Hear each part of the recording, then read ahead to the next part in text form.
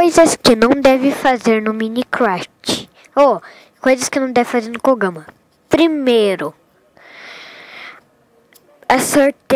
acertar o chão 2 vezes seguidas.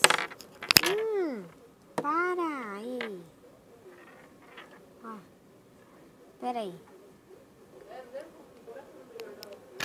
10 coisas que não deve fazer no Minecraft. Primeiro, já foi o resto, agora deixa.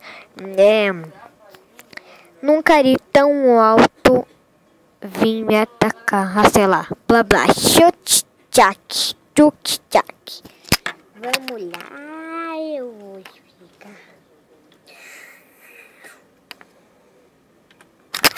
Uhul! Ai, que é isso, meu? Poxa vida! Mais com 10 cliques. Tchau. Na verdade.